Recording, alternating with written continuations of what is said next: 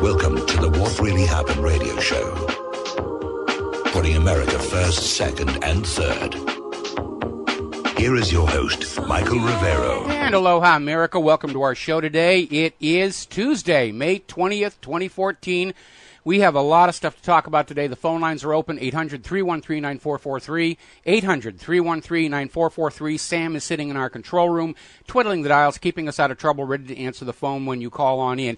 It is a bad day for the U.S. stock market. The Dow is down 150. It was down a little earlier, almost to 160. Doesn't look like the plunge protection team is going to reverse that trend before the end of the day.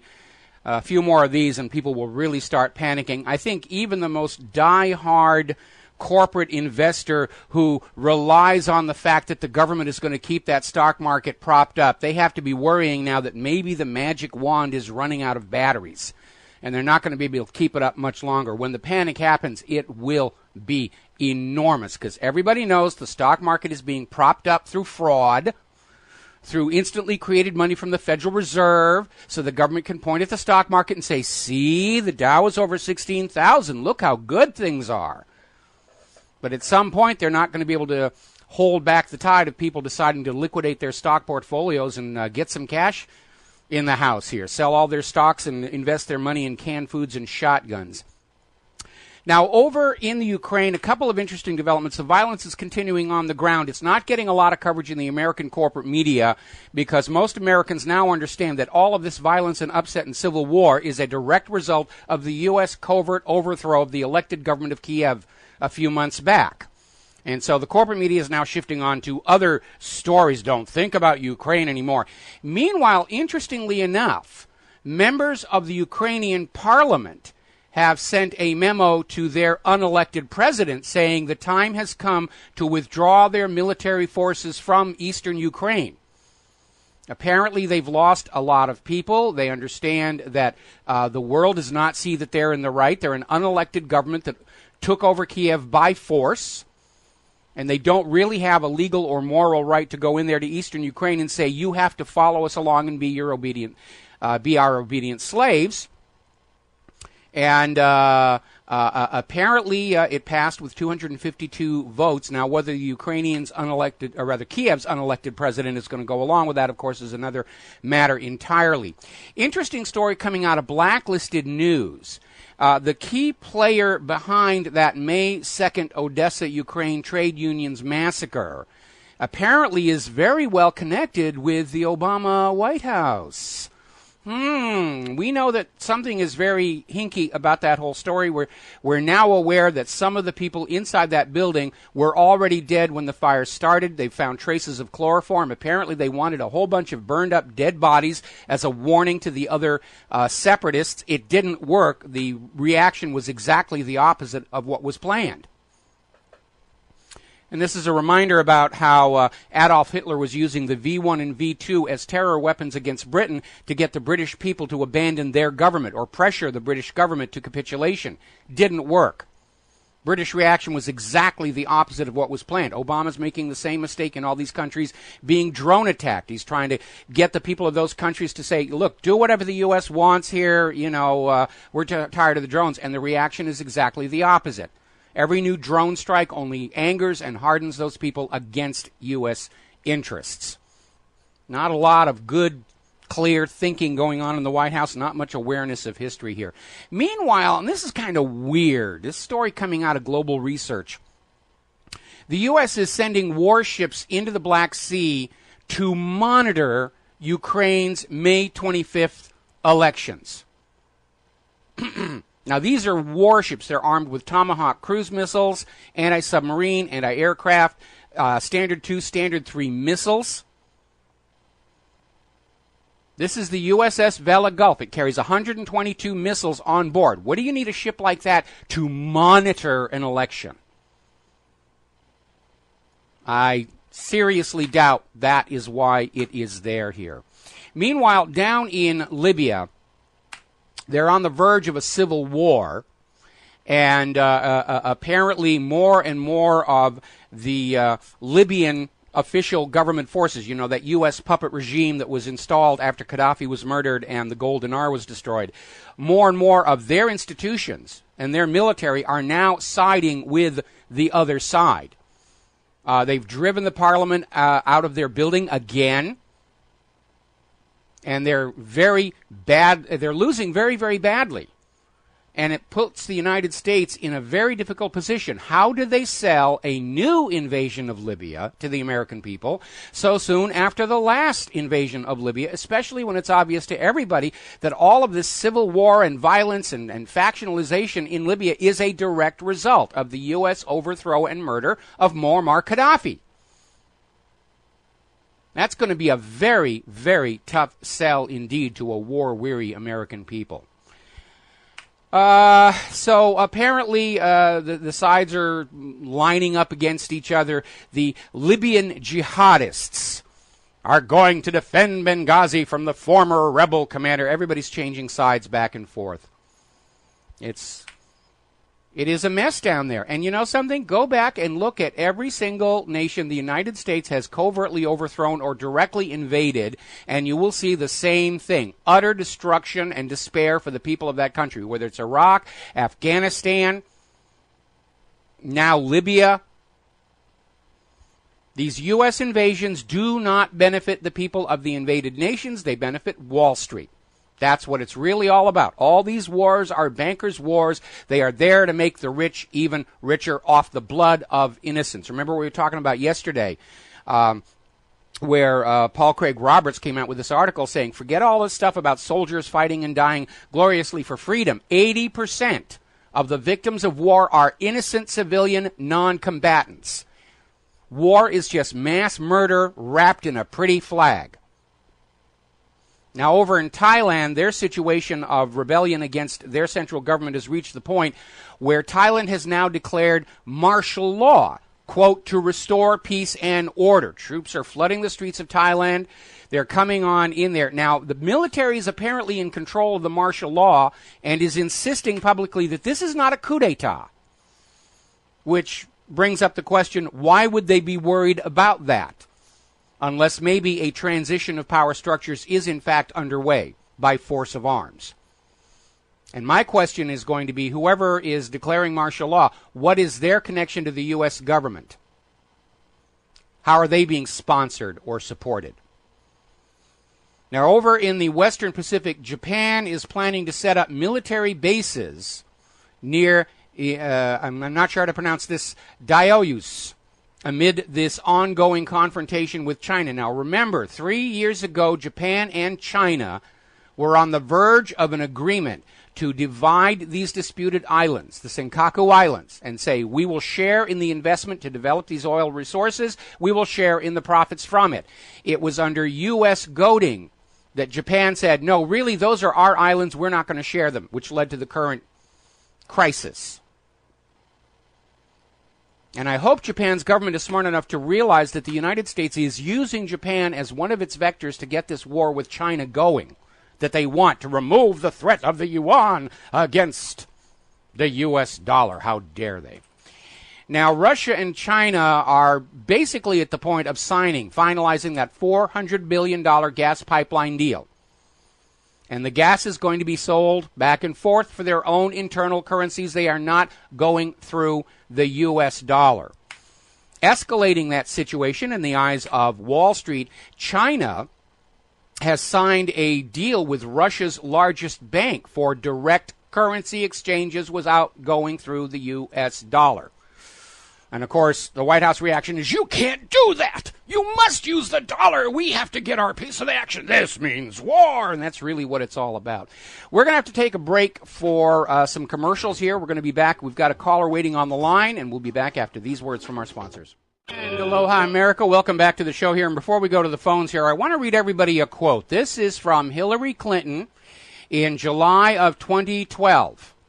And this is a quote you should copy and save for 2016 if, in fact, she's going to run.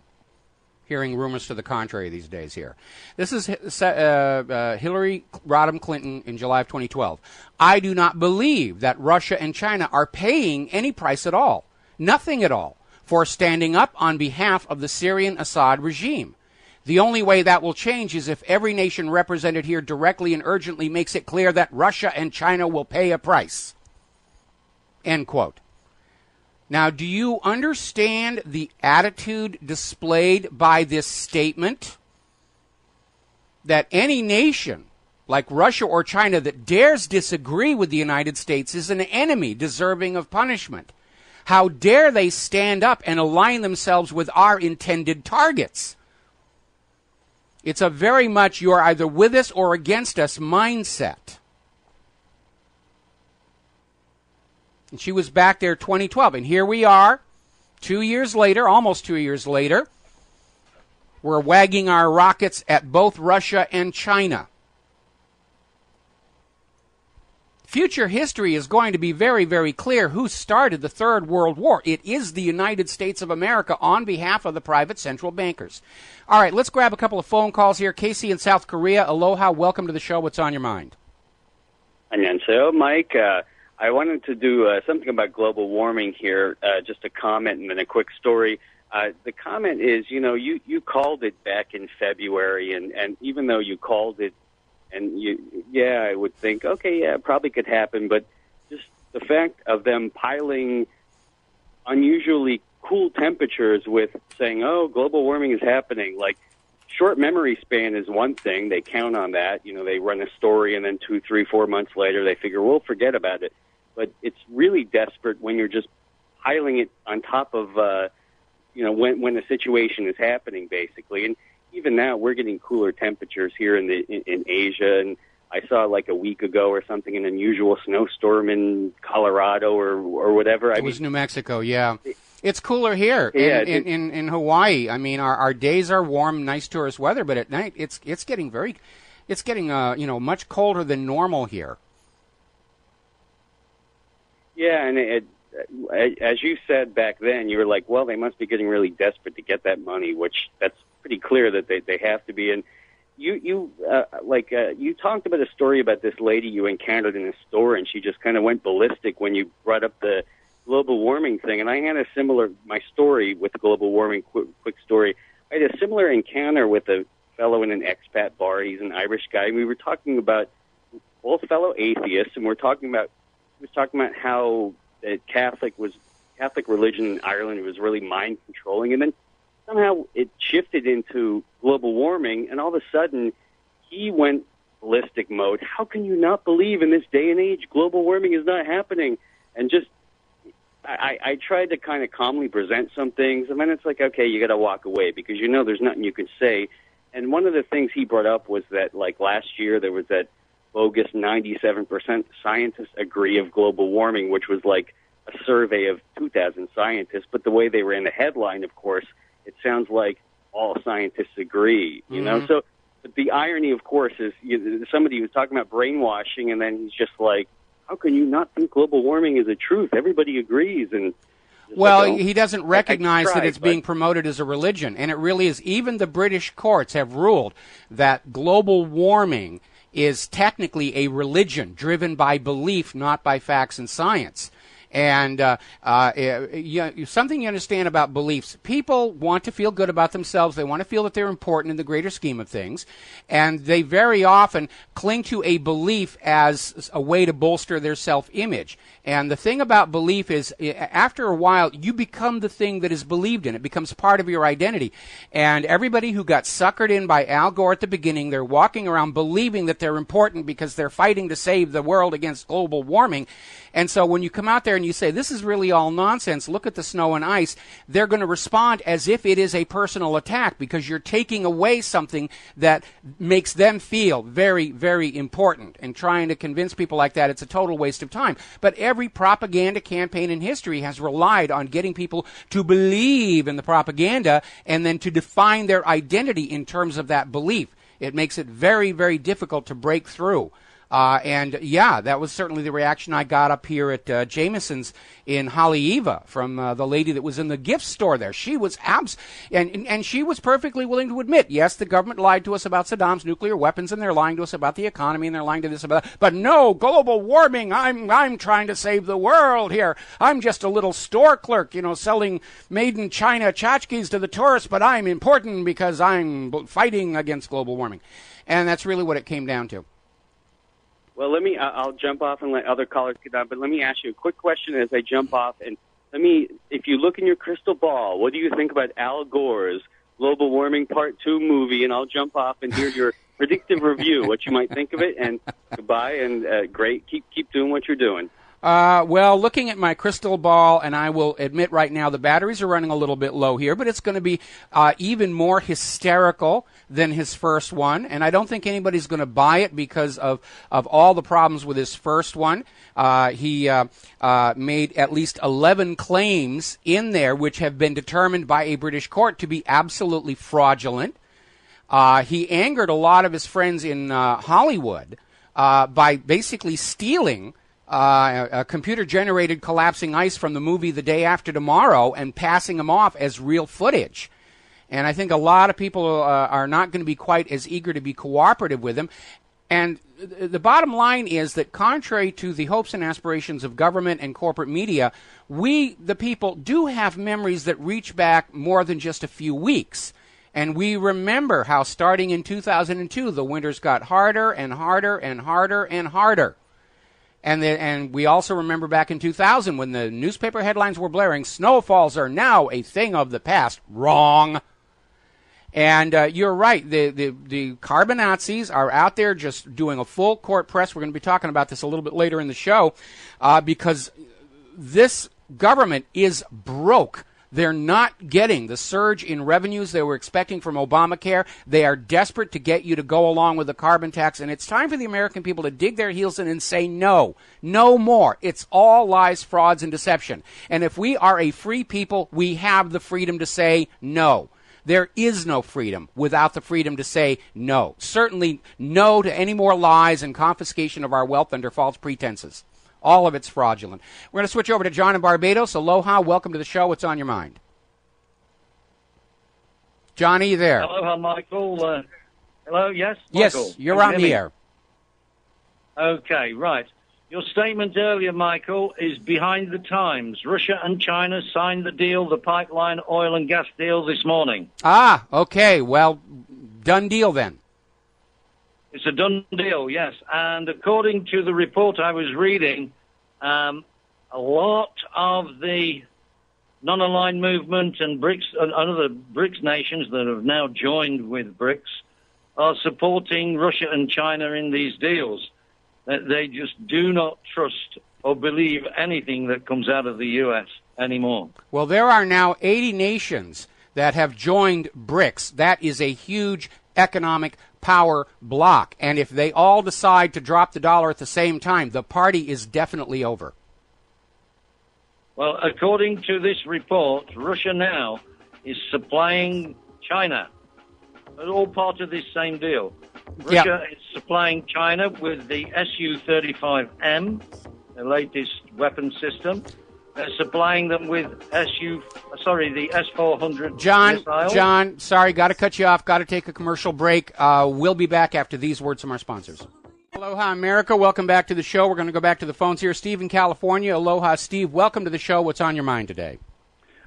Question about the Bundy Ranch ordeal, the confrontation there. Is there any evidence that the government withheld mail service with all the people that were sending money in to try to help the Bundys during this conflict? Did they withdraw? Did they hold back on mail service to make sure they could cut the funding off to the Bundy Ranch? I have no information specific to the Bundy Ranch, but I know from my own experience when Claire and I were living over on the Kaneohe side of Oahu, a lot of demo discs that we were mailing out to try and build our commercial production business never reached their destination. We had to switch over to UPS to get that stuff out there. So it was somebody in that post office did not like us for our political views.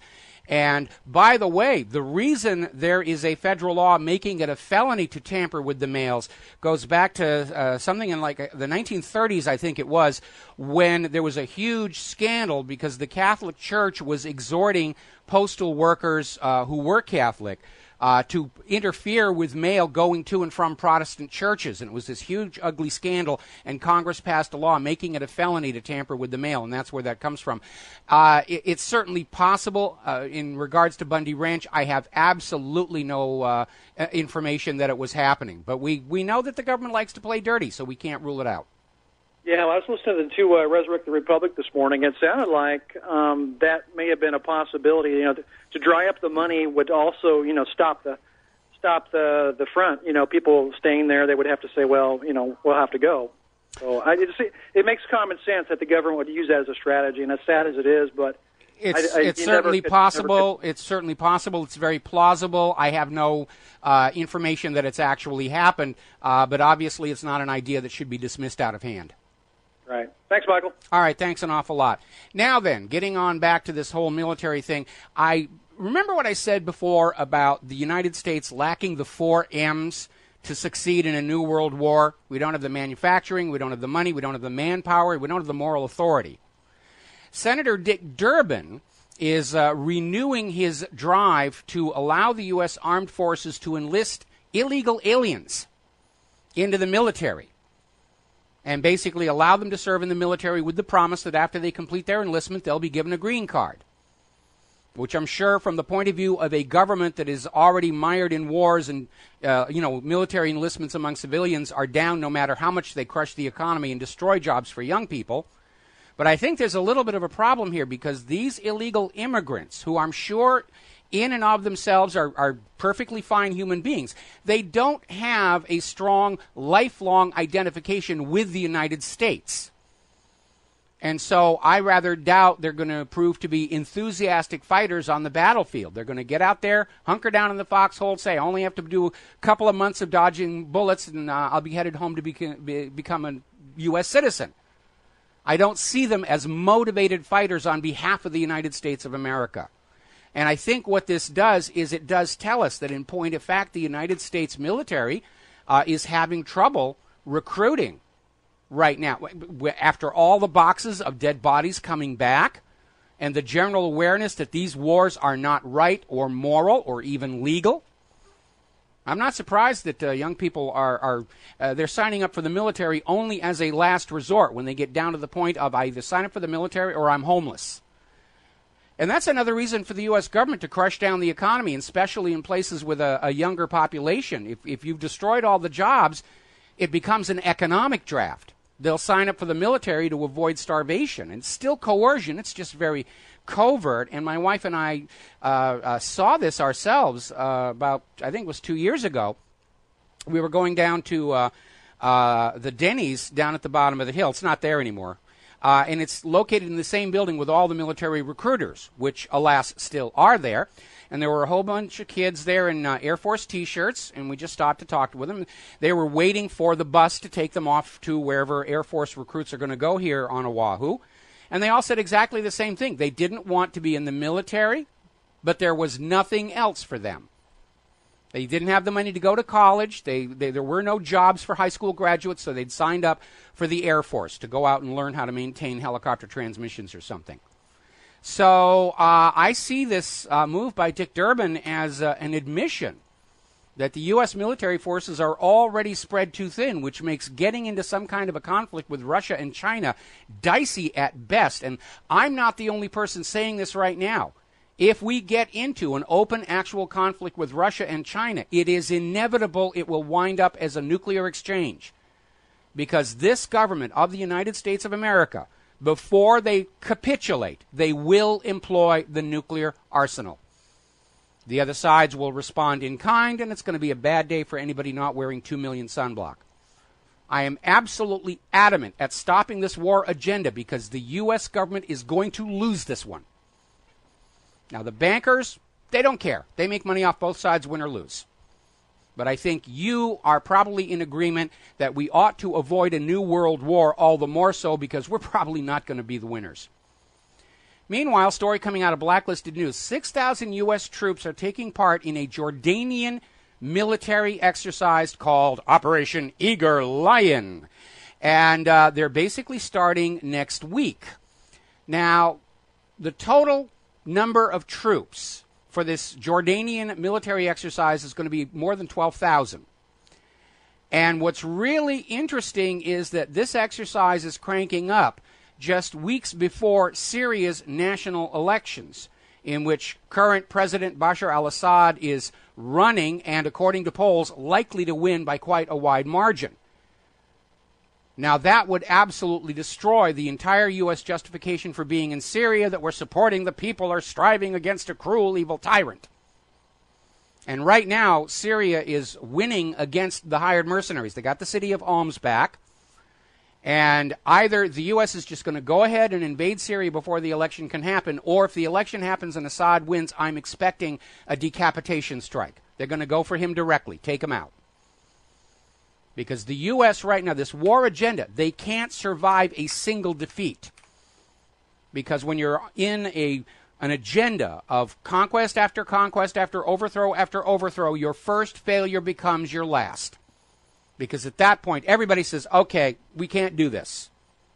And right now, the American people are not supportive of any more military ventures, no matter what fantastical tale is being concocted about sarin gas and nuclear weapons and crucified Christians and kidnapped Nigerian girls. We've all heard it before.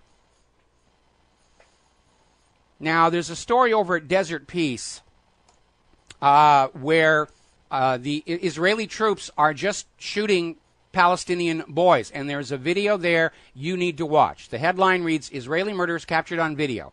Go click on that and watch the video, because it clearly shows a bunch of kids by a building. There are no Israeli soldiers in front of them confronting them. They're just milling around. One of the kids is walking. He is shot and killed from off to the left-hand side. They're just sniping the Palestinian children. And I know I'm going to get a lot of emails saying, oh, you're an anti-Semite for daring to point out that Israel is just killing Palestinian children. Don't you understand those Palestinian children are all going to grow up to be terrorists? Better to get them now than... We've all heard that one before. Now, another article over at Desert Peace, it's hard to hold dual loyalties. Apparently, Martin Indyk, who's a U.S. government official, who was involved in the efforts to secure some kind of a peace agreement between Israel and Palestine, has come under criticism from Israel for trying to be fair and balanced. And apparently Netanyahu's associates are basically on his case, reminding him that he is Jewish, and that because he's Jewish, he should take Israel's side, even though he doesn't live in Israel. And we've seen that time and time again. Israel's attitude is the negotiators have to be on our side before we'll sit down at the table, which tells you it isn't a negotiation. Discovery Channel is back to wagging the Holocaust at us. It's a YouTube video that I linked to whatreallyhappened.com, and basically they're out there saying, half of the people of the world don't know anything about the Holocaust. Well, 90% of the world was born after it happened. It is an old piece of history. And if Discovery Channel is wagging the Holocaust at us, and they're not alone, I'm seeing it all over the cable TV channel networks, Auschwitz, the Nazis' Temple of Doom, Smithsonian especially, their channel is just nonstop. War and Nazis and Holocaust, and that tells us Israel is getting ready to do something very nasty, and they're trying to bolster their political cover of being the perpetual victim and how we should let them do whatever they want because of what Hitler and the Nazis, in theory, did to them before most of us were even born. So keep an eye on Israel, and I hope the Pope is going to be safe. We'll be right back. Aloha, America. Welcome back to the show here. We got some breaking news. Apparently, Ukraine has rejected Russia's demand that all future natural gas deliveries be paid for in advance. And that means come the start of next month, some valves are starting to get closed on those pipelines. Now, Russia is trying to guarantee that the gas flow to Europe will continue. And what Ukraine is probably going to do is dip into that gas flow and basically steal Europe's gas to keep themselves running, which Europe, because the real objective is new Cold War or hot war with Russia, will probably pretend not to notice and demand the U.S. cover the shortfall, which means shortages here in the United States of America and a greater push for fracking. Now then, interesting little article over at Aletho News. NPR and Trust in Government. And it's basically a first-person account. The author of the article sitting down, watching NPR's Sunday Weekend Edition program. And the topic was trust in government, which sounded really good until their first guest turned out to be Philip Zelikow, who is a hardcore neocon Israel supporter. And, of course, he basically came on there and said that, anybody not trusting the government, there's something wrong there. You've got to trust the government. You will trust the government. Watch the watch. You will trust the government. And this is an emerging pattern. Because about 2 weeks ago, we had Obama come out with his comment that people who do not trust the government are wrong-headed. That really, you have to trust the government. We must trust the government. There is no choice but to trust the government. And then we had Kerry pushing the same thing. You must trust the government. It's wrong not to trust the government. And now we have NPR pushing that same agenda. No. We're not going to trust the government when it's proven to be this untrustworthy. You cannot demand trust. You have to earn it. And you can spend a century earning the trust of the American people, and one clumsy lie, Saddam's nuclear weapons, will destroy it. That trust is gone, and it is not coming back anytime soon. Certainly not at the exhortation of the very institutions and personalities who destroyed that trust in the first place. Does Washington, D.C. really think that after all the decades of lies, that an advertising campaign will bring back the trust of the American people? Are they that naive? Do they really think we're that stupid? Apparently. Or maybe it's just a Hail Mary pass. They're at the point of saying, we're on the verge of losing this. Let's try anything. We'll just get it going there. All right, we're going to go back to Steve in California. Steve, aloha. I understand you had a follow-up on global warming. Yeah, I did. I'm just scanning over a Drudge Report here to get a little bit of news. But it talks about in Texas, I guess there's several communities there that will have less than 90 days of water left. So they're in a serious drought, just as we are here in California. Mm-hmm. Now, is that going to be the next tax that's coming up besides the carbon credit taxes coming in the future, the water tax, because we don't have much? Is that coming in the future? And if that is, why isn't the government stepping in? They seem to say that they point out problems or things that are wrong. They never come up with solutions, but they come up with problems, a problem list. So why isn't anybody talking about having desalination plants, especially there in Texas and in California, where that might make some sense? If we're going to be facing more droughts in the future, why not have desalination plants and reservoirs filled with water so we can irrigate our crops?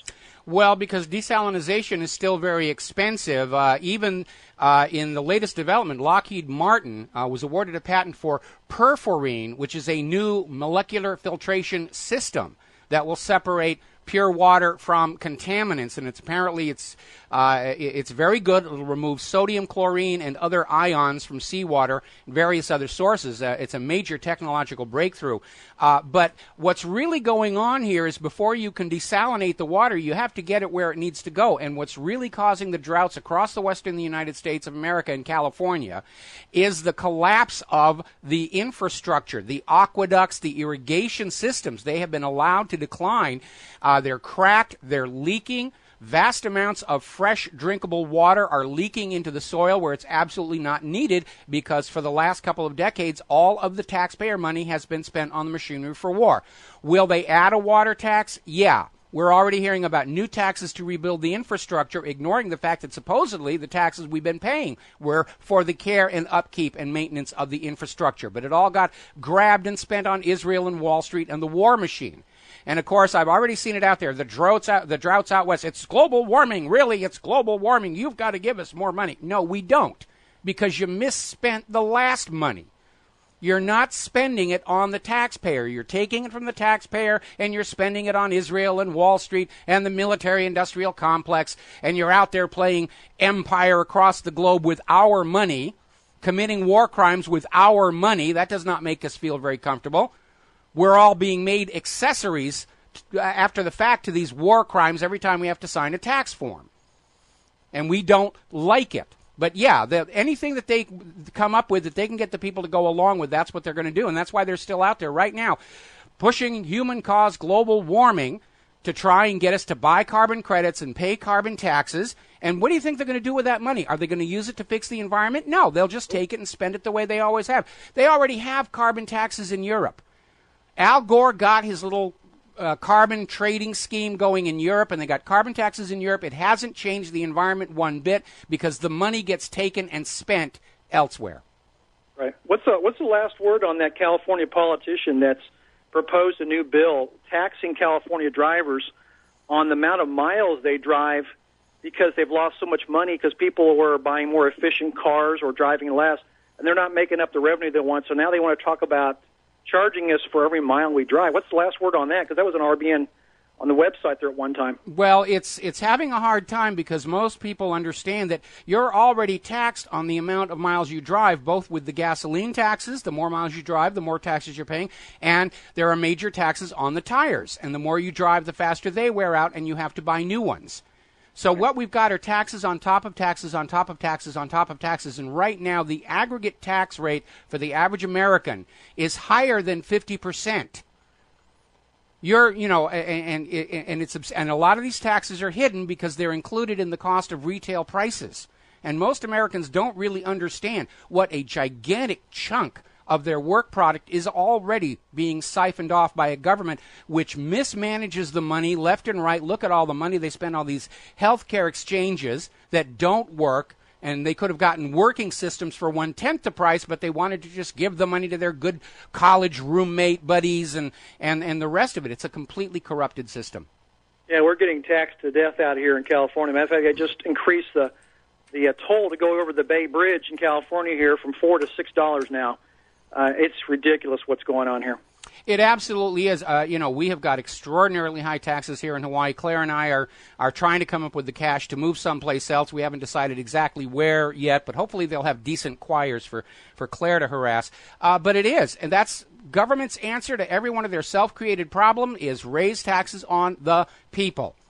And as long as they have that attitude that they can always get more money from the people, they're not going to rein in the out-of-control spending on these government contracts and all this military waste. They're just going to keep on. True. Yeah, they're going to loot the American people until the American people simply stand up and say, we don't have any more. And we don't believe that you need this money for what you're telling us you need it for because it's all a lie. We're not in a period of human-caused global warming. We're heading into a new little ice age. What are you going to do, have an ice tax on us now?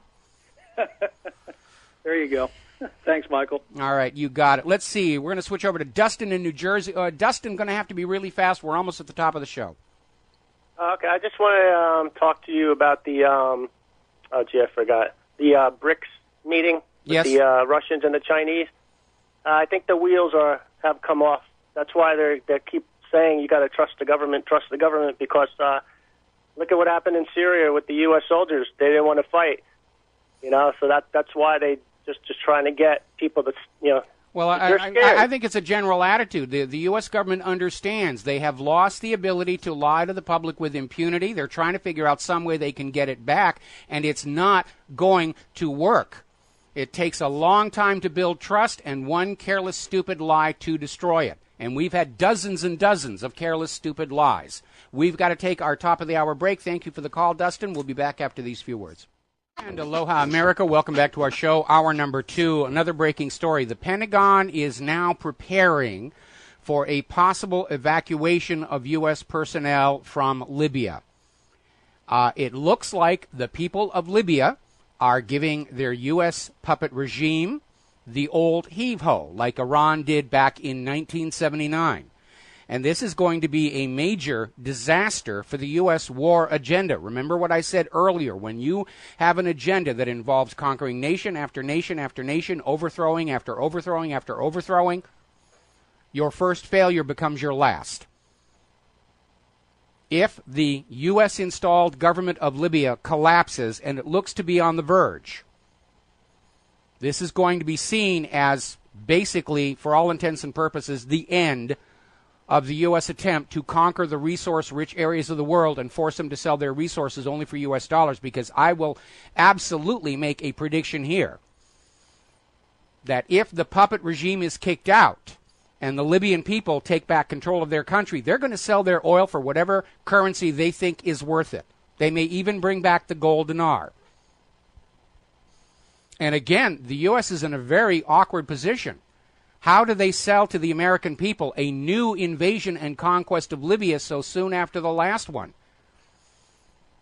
Going to get Obama and Kerry up there saying, we must go into Libya and stabilize the situation.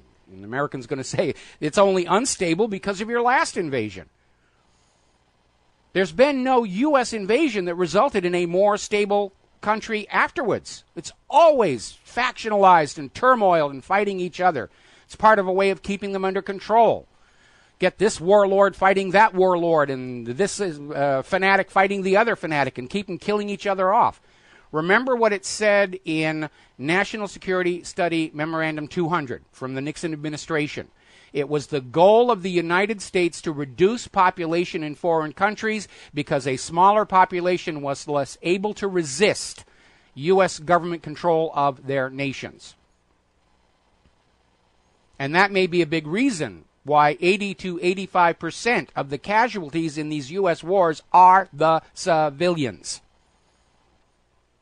It's genocide. That's the word to put on it. You go into a country, you kill off a whole bunch of civilians, you shower the place with depleted uranium so the new babies being born can't survive.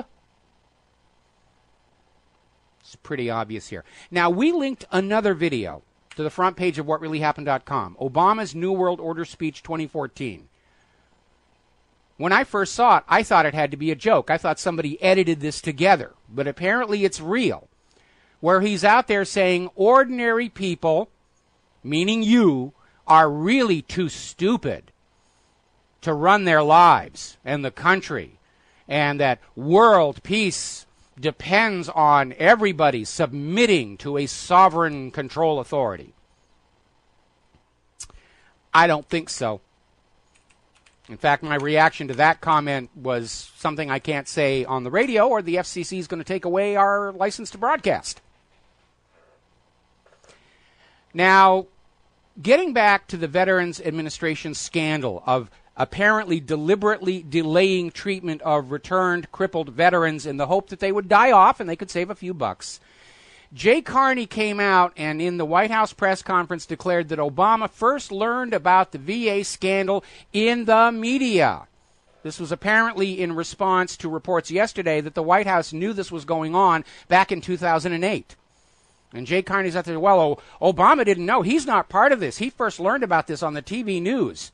Well, thank you, President Clueless, because this was the exact same claim Obama made about the IRS scandal, that he first learned of it from the TV news reports. And now, of course, documents acquired by Judicial Watch confirmed that the IRS targeting of dissidents and conservative groups was being directed from the White House, not rogue agents in the Cincinnati's IRS field office. Of course, according to Eric Holder, if you're criticizing the president for lying to you, you're just being a racist. I'm not kidding. Holder came out there and said, critics of the president are simply being racist. I think Washington, D.C. is palling around with the Israelis a little too much because that's always their standard excuse. No matter what they do to anybody, if you criticize them, well, you're just being an anti-Semite. You're just being a Jew hater. Which is like trying to defend the Nazis by saying you're just being anti-Aryan. Hitler didn't do anything wrong. You just hate the German people. That's how absurd this all is. And now Eric Holder's trying to say the same thing. You're just being racist if you criticize the president. No, we're criticizing the president because of what he's doing. And all liars ought to be criticized, regardless of skin color, race, creed, color, religion. Black, white, pink, green, peach, taupe, mauve, plaid. Doesn't matter. A liar is a liar is a liar is a liar. And nowhere in the Constitution of the United States of America is the government allowed to lie to the people. With every one of these lies, no matter how small they are, the government delegitimizes themselves. Now, getting back to the IRS scandal, Judge Napolitano has been keeping count, and the IRS has delayed releasing documents 6 times already. We can't get it to you today. We can't get, the U.S. government set the precedent that it's okay to waterboard people to find out what's going on. I think there's some people over at the Internal Revenue Service, Lois Lerner first and foremost, need a little session on that waterboard here, find out what's really going on. When do you get angry? What does it take to make you all angry? When are you going to stand up and realize that you have lived your entire life in a matrix of government-crafted lies and frauds and deceptions? It's time to take that red pill. Now, out in New Mexico, Obama is continuing the federal government's unconstitutional land grab. He's going to declare a national monument in southern New Mexico, which the environmentalists are saying, oh, we're preserving nature, we're preserving nature. No, actually what the government is doing is grabbing more land to pledge as collateral on out-of-control government borrowing. The ranchers are, of course, upset because now they're cut off from grazing land. Local law enforcement is upset, saying that because they're not going to be allowed to go into this national monument, it's not their jurisdiction anymore, they're literally creating a safe haven for drug cartels to operate within the United States.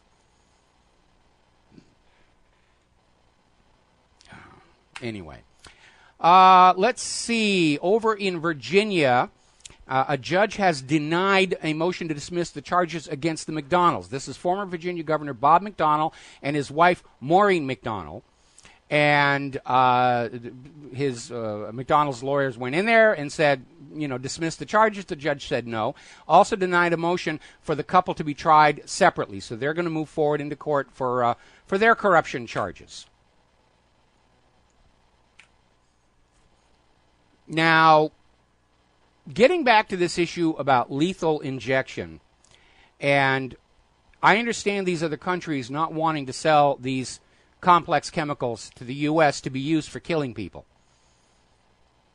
Capital punishment, the death sentence, is pretty much falling out of favor around the world, except in nations controlled by the United States. Then it's big business over there.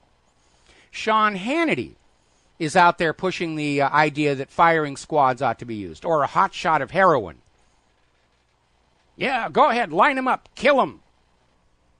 Now, I'll be the first one to admit that there are some people on this planet that probably the planet would be better off if they were not around anymore. But I'm opposed to the death sentence and capital punishment for a very simple reason. We know the justice system is flawed. It's been estimated that 5% of the people who are executed in this country did not commit the crimes they were executed for. They were railroaded by ambitious prosecutors and corrupt police, and until we can give life back to those it is wrongfully taken from, we should not take it to begin with. That's how I feel about that. We got to take a break for commercials, and we'll be right back. And aloha, America. Welcome back to the show here. And a couple of program notes. I meant to do these at the top of the program, but we'll get them in here now.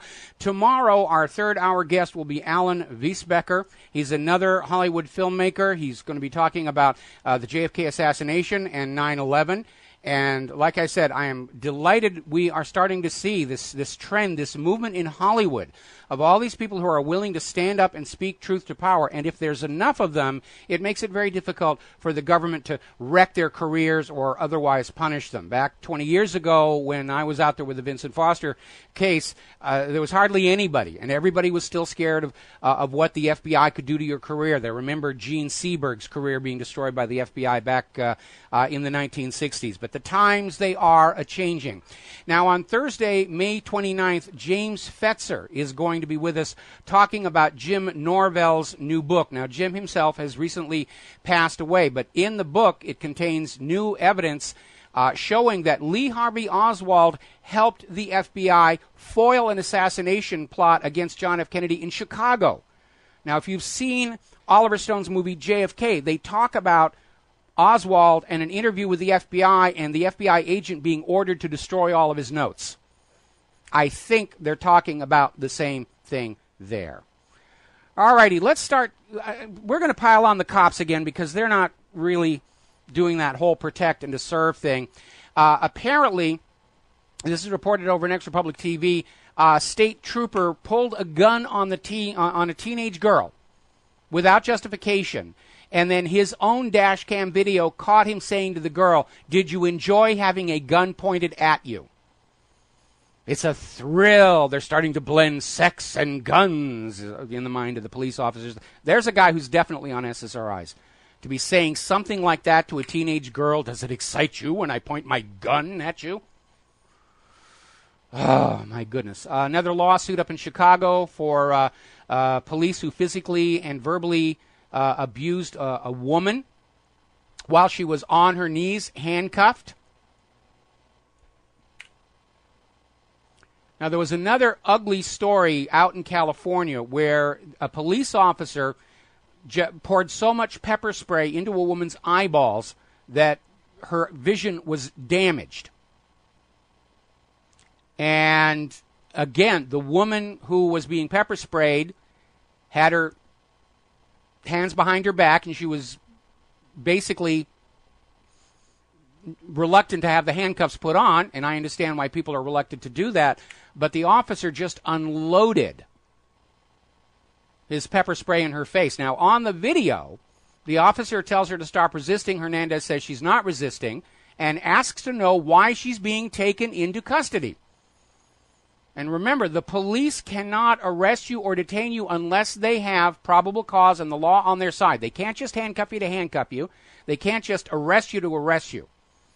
So he basically unloaded his entire pepper spray into her eyes. And apparently, I mean, the description of the injuries, the blast was so powerful, it literally destroyed her right eyeball and cut the optic nerve in her left eye. And the jury was unable to decide if the cop should go to jail for this assault.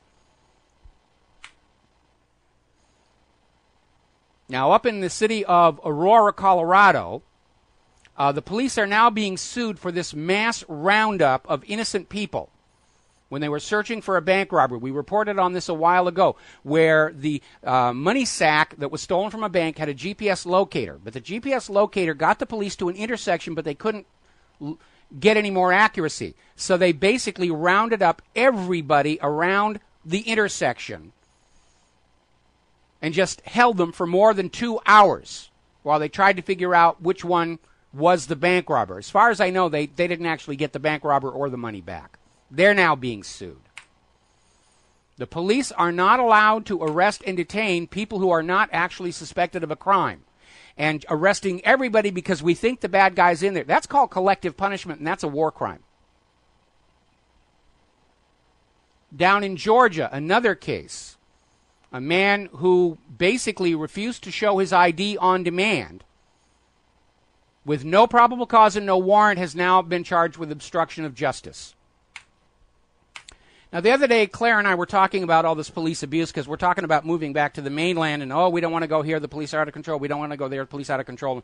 Claire made the comment about how wonderful it is that the Hawaii police have not succumbed to this, and unfortunately, sadly, that is not true because back in 2012, a man named Aaron Torres, 37 years old, was having a drug problem, overdose. He himself called 911 emergency services saying, "I've taken too much of this drug. I need help." And he was in an altered state of consciousness, not associated with meditation.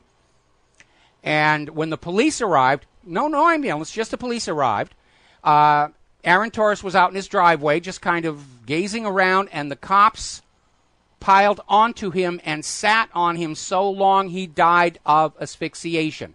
The death is officially ruled a homicide. None of the police have been charged. Now, this one cuts a little close to home because Aaron Torres is a transportation captain in the local film industry, and it's a very small, tight-knit community. And I knew Aaron not only from the pilot of Hawaii Five-0, but he worked on Lost. So I knew this guy. And I understand he was using illegal drugs. He was on an overdose, but he called 911. You send an ambulance. You don't send the police to kill the guy. Even the Hawaii legal system said this is a homicide. This guy was murdered. But we can't arrest the police. It sends the wrong message to the tourists. Up in Chicago, apparently jailers there fatally tased a mentally ill man. Tased him to death 16 times and were caught on video laughing while it happened. Down in Georgia, Doruba bin Wahad, African-American Atlanta area man, bought himself a brand new home. When he arrived at his new home, the cops showed up and slammed him on the ground, thinking he had to be a prowler. And the police report is saying he was uncooperative and verbally argumentative, meaning he stood there with the cops and said, look, I own this place. You don't have any business here. Well, that's grounds to slam him right onto the pavement as hard as we can, so he bounces 3 times. The police are totally out of control, and they're being trained to be this way, to terrorize you. The biggest terrorists in the United States right now is the police force and the government that has ordered them to act like this. Remember, the statistics are you are 8 times more likely to be shot and killed by the police than by a terrorist. Those are the numbers. Okay, now then, obviously you've been seeing on the TV corporate media for the last few days this brouhaha over suspected Chinese hacking and the U.S. government's indictment for show, because China's not going to extradite, of these Chinese military officials for hacking into U.S. systems. Now, I think the whole thing was a frame-up, because we now know that when computers and computer systems and software are exported from the United States of America, the NSA will intercept the shipment. They got a big old warehouse, just trucks coming in, trucks going out, and they will insert new software, additional malware, backdoors, all that stuff. It would be trivial for the NSA to break into those Chinese computers and launch these very heavy-handed, obvious, intended-to-be-discovered hack attacks on U.S. companies, like solar energy firms. Oh, there's a place with really tasty secrets that the Chinese would be interested in. All right, when we come back from these commercials, I'm going to talk about this political scandal and why it very obviously is political. We'll be right back. Aloha, America. Welcome back to the show. We got callers on the line. Kyle in Philadelphia. Aloha, Kyle. Welcome to the show. What's on your mind? Hey, Mike. Well, I wanted to go back to the police for a minute. And, you know, I'll be the first one to pile on and say, you know, these police are crossing, you know, a line and they're out of control and things like that. But I had a real long conversation with one of my neighbors who is a police. And, you know, these guys, they're in a real tough position because, you know, all the guys who do bad stuff, first of all, they're far outnumbered by police who do a very good job every day. And, you know, there's no videos on YouTube of, you know, police helping people out or getting a drunk driver off the road before he does something wrong. You know, it just seems to me that we also need to recognize that, you know, this isn't an easy job to begin with, and it's damned if you do, damned if you don't. No one ever says to the police, hey, you know, the majority of you are doing a real good job and following the letter of the law. They just I used to say that, and I think most Americans labored under the illusion that we were just dealing with a few bad apples. But with all of this, I mean, for every one of these stories that makes the news, there are probably 100 incidents that didn't come up to the threshold of being worthy of putting on the wire. And what we're seeing here is a pattern of encouraging police to behave in this way and utter failure to prosecute them when they go outside the letter of the law. This idea that they can just grab you without a warrant. I mean, we're seeing this come down right from the Department of Justice, saying that, you know, they're trying to redefine probable cause. Remember that insane memo that came out the other day from the Department of Justice that people driving perfectly normally on the streets, that's probable cause, because if they're a criminal or a terrorist, they're going to be really careful to be following the traffic laws. So if you're following the traffic laws perfectly, that is now construed probable cause. That kind of insanity tells you that this direction of the police is coming from the very top of the U.S. federal government. They want the police to terrorize the public And like you, I thought, at least around here, that the police were really very kind of cool until this story about the transportation captain from Hawaii 5-0 was posted by a member. And I hadn't even heard about it here locally when it happened back in 2012. This is the first I learned of it. And, I'm sure there are probably police officers who join wanting to do a good job, but I think they're the minority now.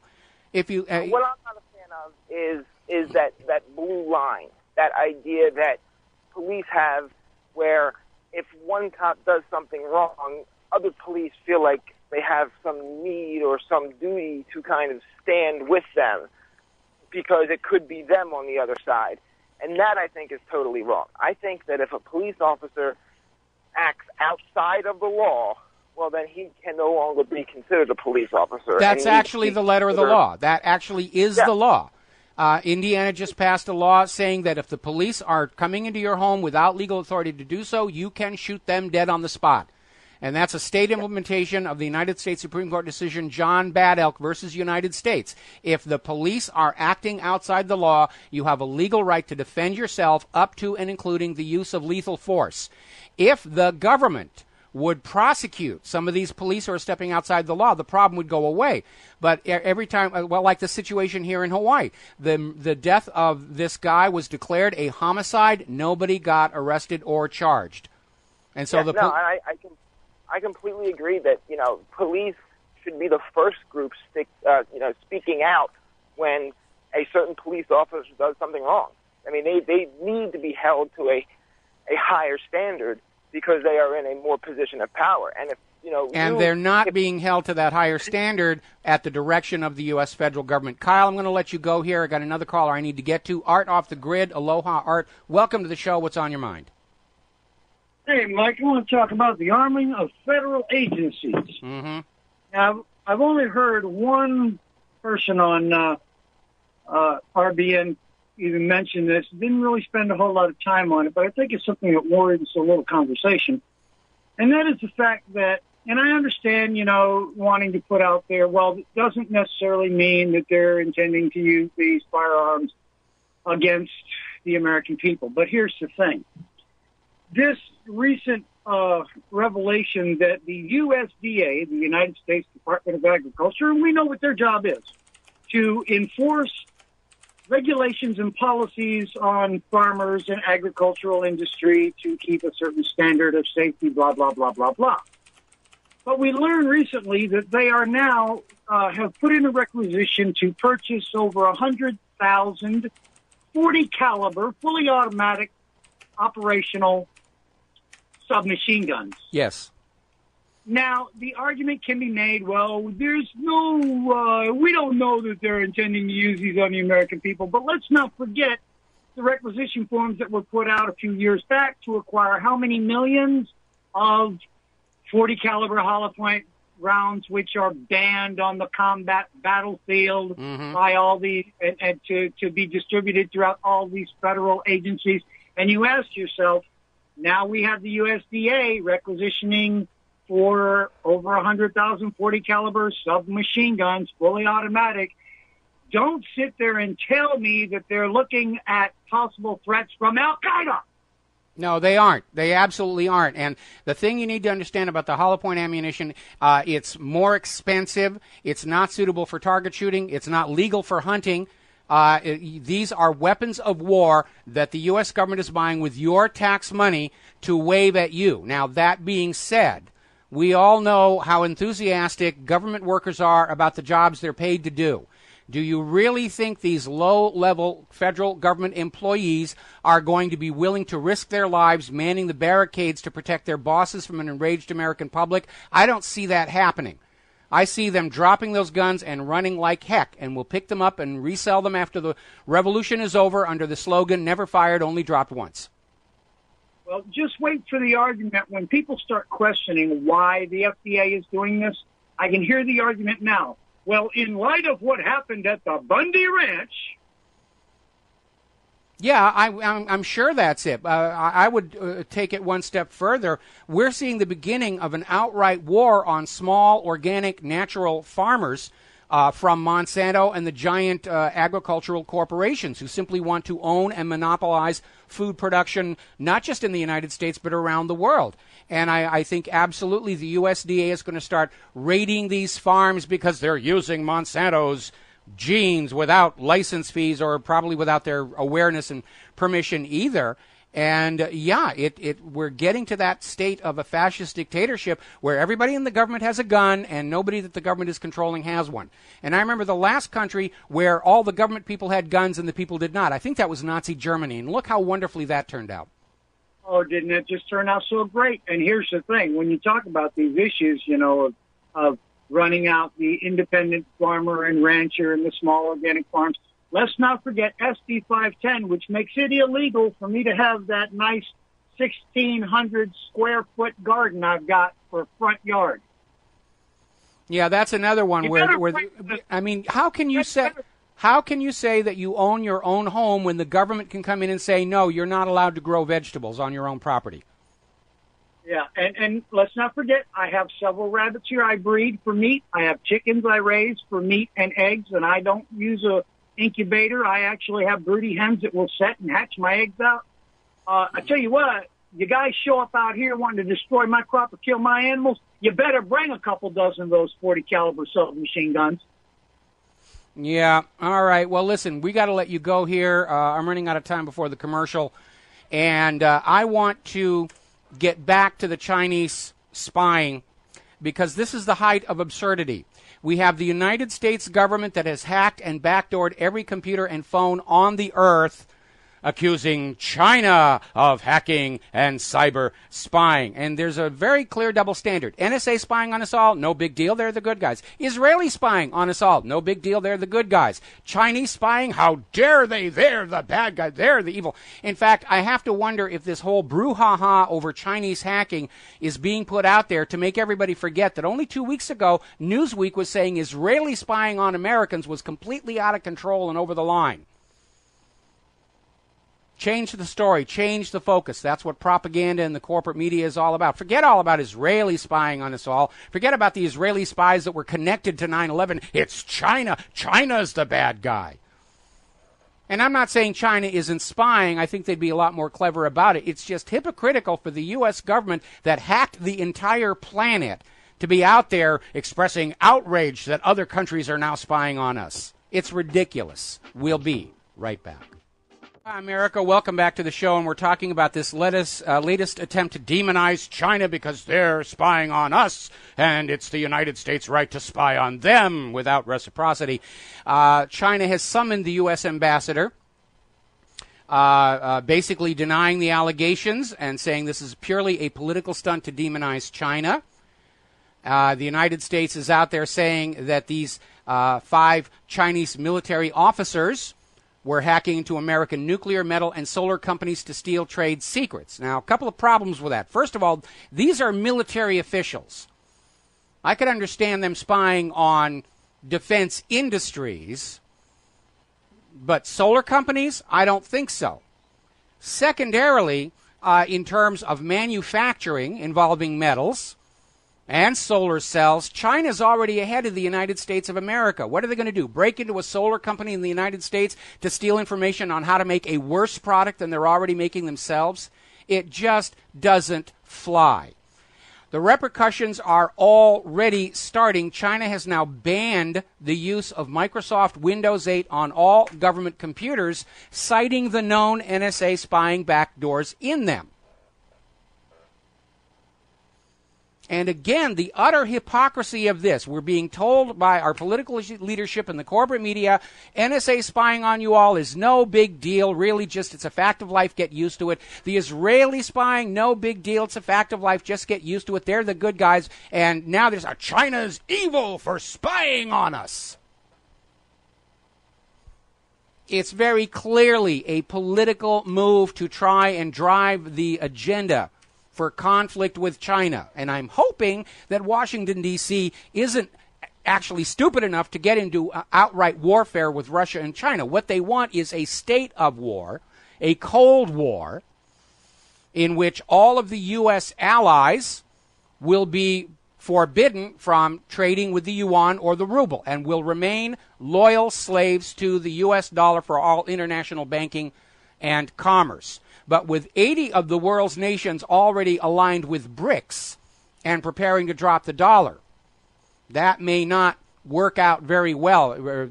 We are already seeing all across Europe where the nations were just, they don't want to have anything to do with sanctions against Russia. German businesses against it. France is saying we're going to go ahead and sell warships to Russia. They understand it's a bad deal, and they're sick and tired of seeing their economies destroyed to serve America's imperial agenda and to serve the private central bankers. They've really, all around the world, everybody's had it.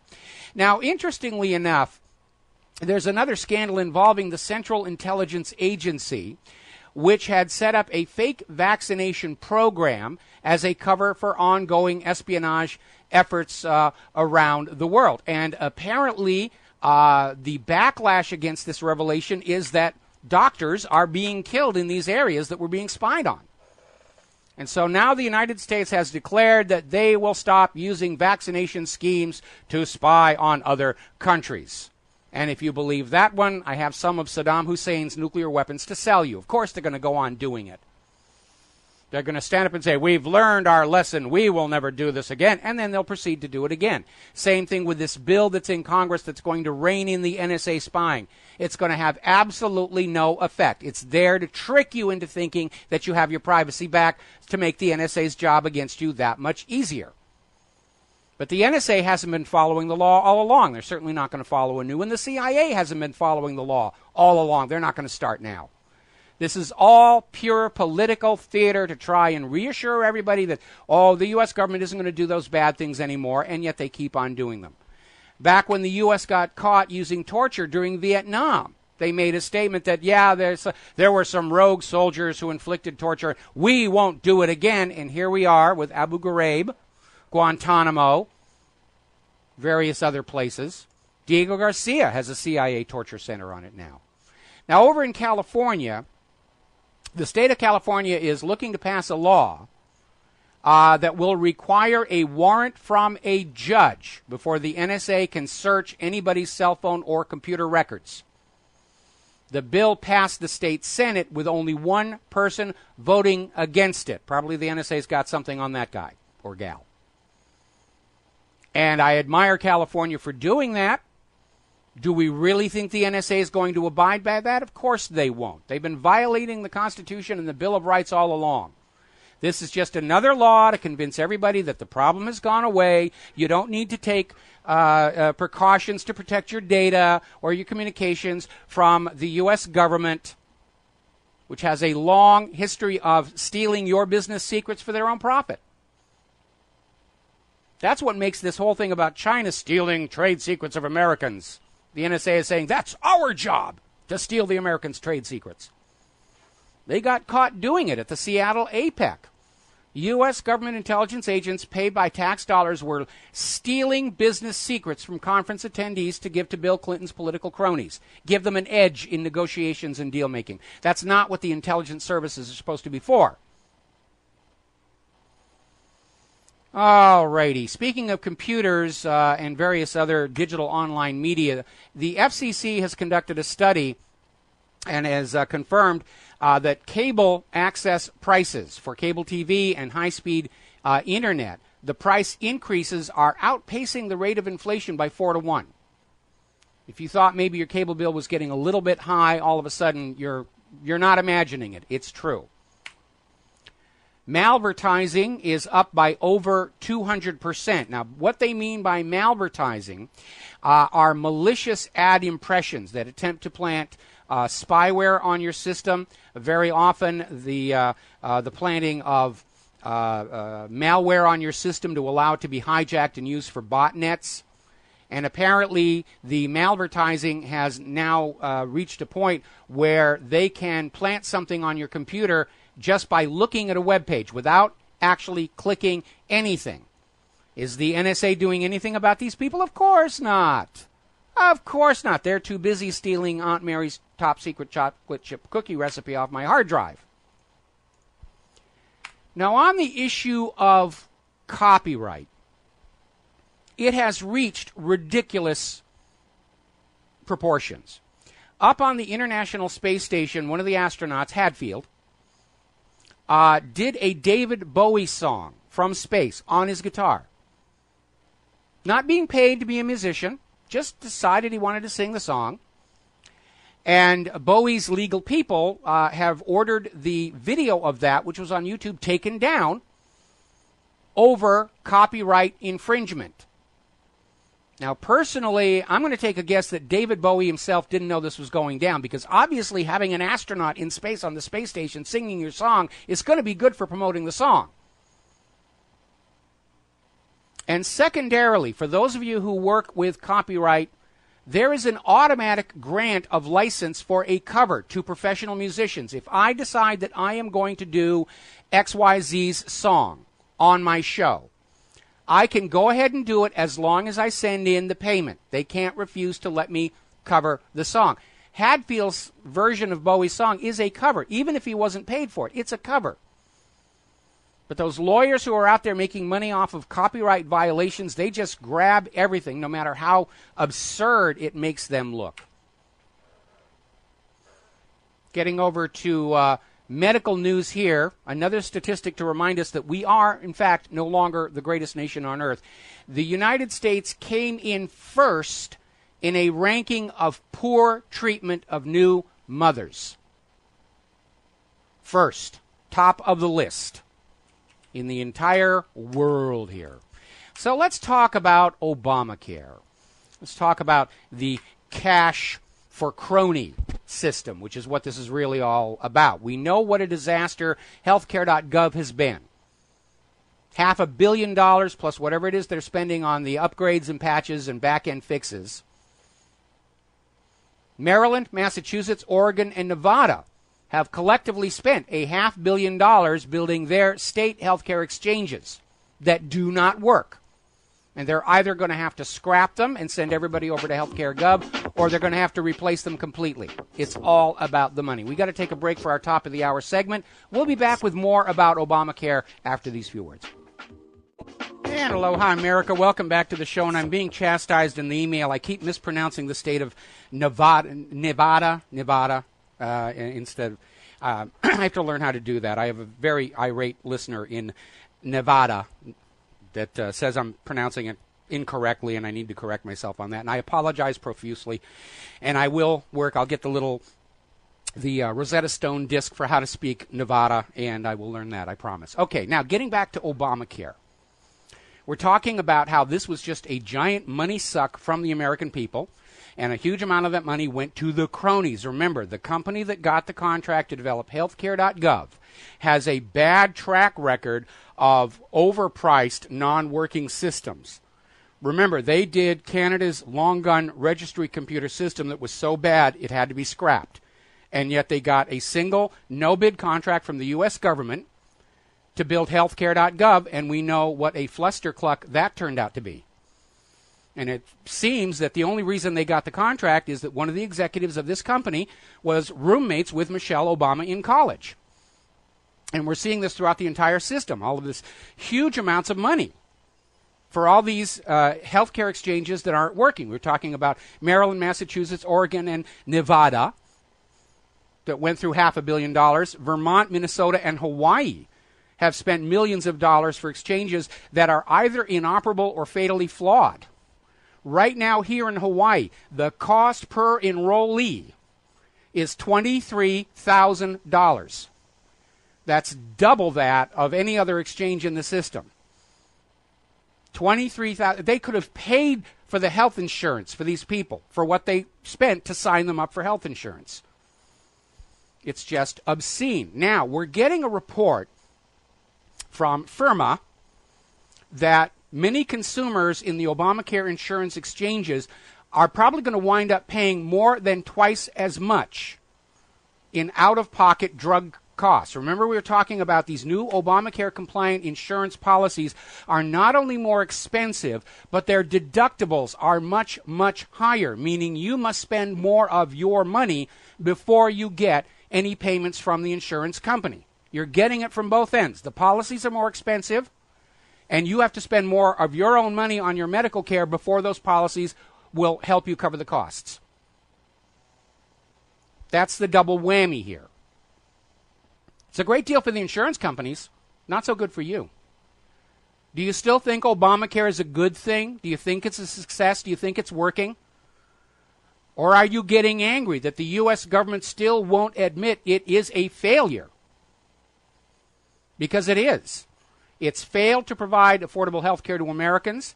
It's failed in its real purpose to generate new tax revenues for the federal government. That's why they're back pushing carbon tax and global warming. It's a failure, but this government can't admit failure, especially in an election year. And this inability to say we are on a wrong course, let us change, will take this nation to destruction on this war agenda. Now, over in Flint, Michigan, which was made famous by Michael Moore's documentary Roger and Me, is hovering at the edge of financial collapse. And apparently there is a lawsuit by city retirees to block cuts to their health care benefits. Now remember, these are benefits that were part of the city workers' contract. It's a promise the city of Flint made to their workers. Work for us this many years. When you retire, we will have health benefits for you. The city of Flint is now trying to basically renege on that deal. And there is a lawsuit by the retirees saying, no, you must stick to the contract. If the lawsuit succeeds and Flint is not allowed to simply renege on the benefits to their own workers, then Flint will probably become Michigan's second largest municipality to file for bankruptcy protection after Detroit. Now, why are all these pensions in trouble? Well, because way back in 2008, when that whole mortgage-backed security fraud was bubbling up, Wall Street's ratings agencies, except for Egan-Jones, all said, oh, these mortgage-backed bundles, they're AAA. Now, under United States law, certain financial funds, mostly dealing with retirement and pensions, are only allowed to invest in AAA-rated securities. So all these pension plans and health benefits organizations across the country were buying these mortgage-backed securities. They imploded, and now they don't have the funds. But nobody at these state and local governments have the courage to stand up and say this was all caused by Wall Street's mortgage-backed security fraud, for which, I might add, nobody on Wall Street has been arrested or charged or thrown in jail. Now, over in Croatia, they're talking about their rude awakening after joining the European Union. And the article going on there was saying that Croatia is in a state of crisis right now. And the author makes the point that Croatia and Sweden are the only European nations worse off since joining the EU. That is simply not true. There's Cyprus, Greece, France, Spain, Italy, and Germany is already showing signs of general impoverishment to prop up that privately owned central bank. And this is confirmed by an article that we got from Euractiv.com, where 13 million Europeans fall below the EU's poverty line despite having full-time jobs. And this is hitting especially hard in Germany, because they're working harder, they're allowed to keep less, the money is just flowing into the pockets of the private central bankers, who are doing quite well. Thank you very much. Story out of Investment Watch blog. Banking system in danger. ECB plans negative rate on bank deposits.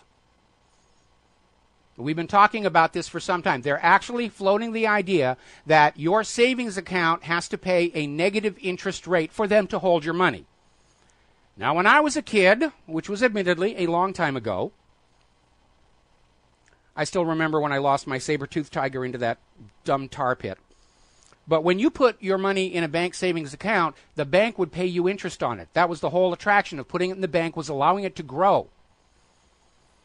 And then later on, we began to realize that the interest on your savings account was less than the rate of inflation, so you were actually losing purchasing power, keeping your money in a savings account in the bank. Now they're talking about negative interest rates on bank deposits, which means over and above the service fees you're being charged, they're going to take a little piece of the action out of your account. People are going to start closing their savings account. They're going to take the money home. They're going to put it into physical silver and gold. Now, as of right now, and again, this is over at Investment Watch blog, 132 nations want to de-link from the global banking system. This new world order, one world government, one world giant privately owned central bank is already falling apart. I would imagine there's a great deal of overlap between those 132 nations who want out of that system and the 80 nations that have now aligned with BRICS. It's coming apart. The wheels are coming apart from this global fascist economic dictatorship. And that's why they're trying to ramp up the wars as quickly as they can. That's their last resort. If they won't enslave themselves to us willingly, we have to go out and conquer them. Let's talk about some science and health stories. Up in Minnesota, they just passed a law banning antibacterial chemicals from soaps. Now, ever since 9/11, especially in the anthrax scare, there's been a huge business for hand sanitizers and antibacterial this and that. I know at our bank, by the little line, the stanchions, where you wait for the next teller, they've got on a stand a hand sanitizer so you can make yourself all sanitary before you touch that filthy lucre and those bankers, the bank tellers, rather. But the problem with that is it's weakening our immune systems. We got to take a break for commercials. We'll be right back. Aloha, America. Welcome back to the show here. Now, we're talking about these antibacterial chemicals that have been big business. Everybody wants to sanitize their hands.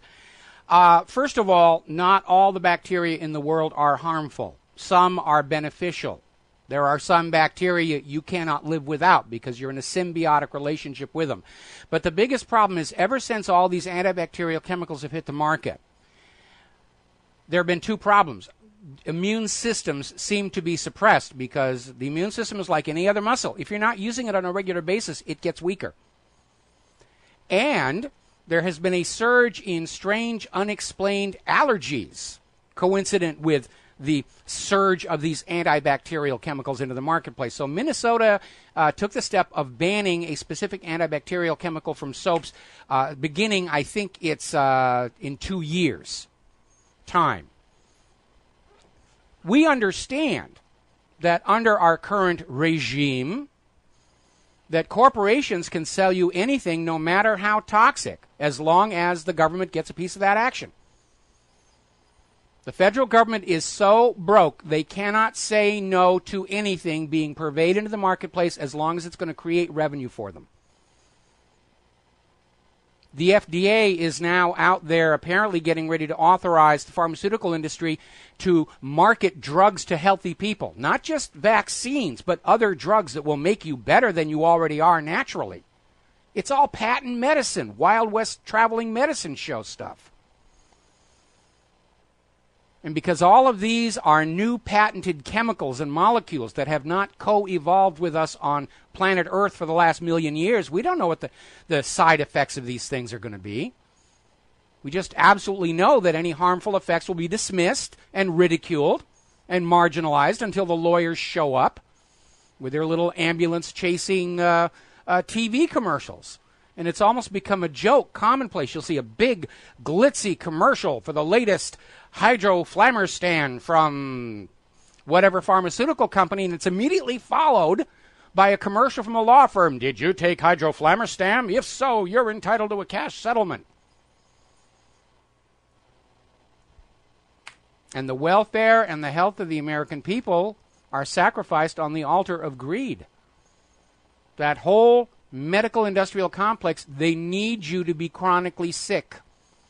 If Americans were 100% healthy, that whole industry would collapse.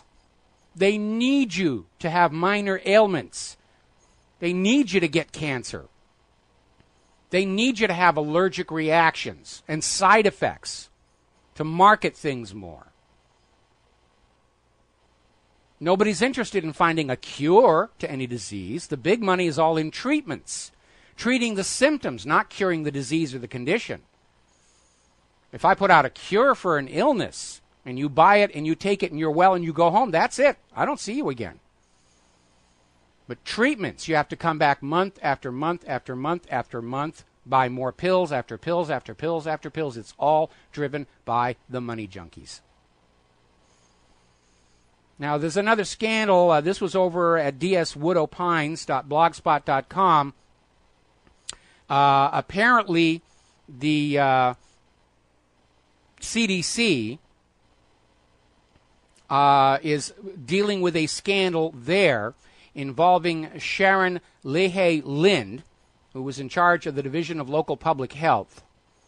And apparently she whistleblew her bosses from the main CDC, who had apparently demanded she shred public documents pertaining to tax funding for Maine's Healthy Partnership Program. Apparently something was going on funny with the money. She refused to shred the documents, and now the state's attorney general is looking at possible wrongdoing. So even the CDC is just playing fast and loose. It's all about funding and money and unfettered greed. And I want to be clear here. I don't have a problem with people being rich. I'd like to be rich myself. Once long ago, I thought I was rich. Not compared to, the money junkies, but I was happy. I was very happy. I had enough. I was fine. And we like, respect, and admire people who become rich through their own achievements. James Cameron makes wonderful movies. I will gladly give him my money for Blu-rays and DVDs.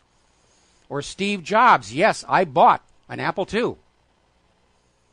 Or Oprah Winfrey, who was being touted recently as the nation's only black female billionaire.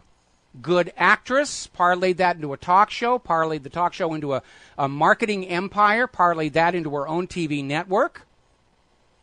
Good on you, Oprah. You're what capitalism is supposed to be. I don't have a problem with people like that. I admire people like that. It's the gamers and scammers who are allowed to run rampant throughout the entire financial banking system that are the problem. And they've made all of us so desperate to get that next piece of paper with ink on it to pay the impossible to pay debt that it's destroyed what is best in the American character. We used to be a nation of people with natural moral compasses, with a sense of altruism towards our fellow citizens, with a concern that the young be raised with a good education, that we take pride in our work over and above what the paycheck would bring into us. And all of that is just being eroded away. It's all about, what can I do to make another fast buck? We're down to survival instincts. In an economic sense, we're down at the bottom of Maslow's hierarchy of needs. It's not Russia or China that's the threat to America. It's not Al-Qaeda. It's the money junkies are destroying what it means to be American from within. Little story that appeared in lohud.com, apparently being quoted from Associated Press, and the headline is, "What is a GMO? Are GMOs safe? Answers here." And it's an absolute puff piece for GMOs saying that, oh, no, all the scientists agree this stuff is safe. Yeah, there was one French study, but it was retracted. And, so Monsanto clearly has the prostitutes and the correspondents on overtime right now, trying to resell this idea that GMOs are so safe you don't need labels on your food. They're absolutely in a panic over Vermont's new law requiring GMO labeling. We know that most of the other nations on planet Earth now require GMO labeling. Monsanto's trying to get a federal law that would outlaw GMO labeling in this country, and they're trying to get Obama through the Trans-Pacific Partnership to get all the other nations to drop GMO labeling. If GMOs were safe and beneficial, it would be all over the label. Contains GMO. More GMO than the rival product. Extra GMO. GMO plus, GMO enhanced. In this article that I'm talking about, they bash on the French study. They don't even mention the case of Arpad Pustai, who fed his rats on GMO potatoes and came up with exactly the same results that the French study did with GMO corn. This guy had been in a senior position at the Rowett Research Institute for years. 24 hours after he made his results on the GMO studies public, he and his team were fired.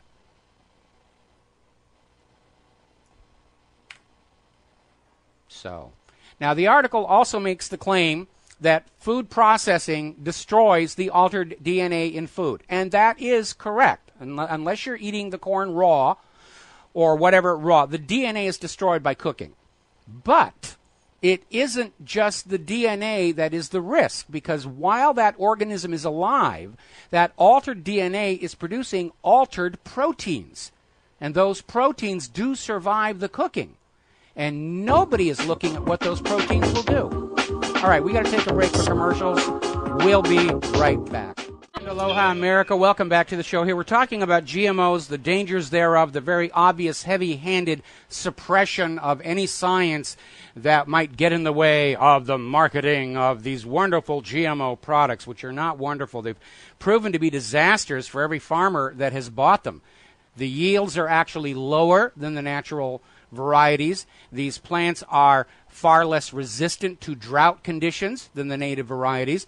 The various pests and weeds have now evolved to adapt to the pesticides being produced by the GMO plants, so they're back to having to shower their fields with all sorts of chemicals all over again, just like they did with the natural varieties.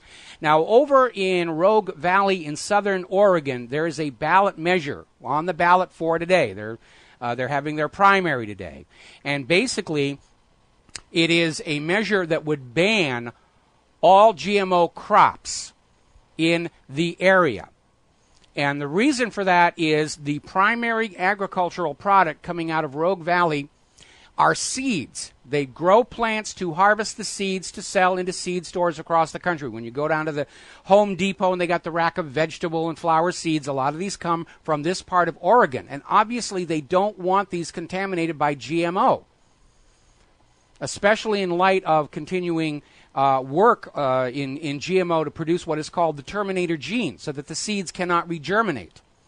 They could be selling packets of seeds that simply will not grow without knowing it. That's a major, major problem. So that's going to the polls today. All right, we're going to take a phone call. Clinton, Texas. Aloha, Clint. Welcome to the show. What's on your mind?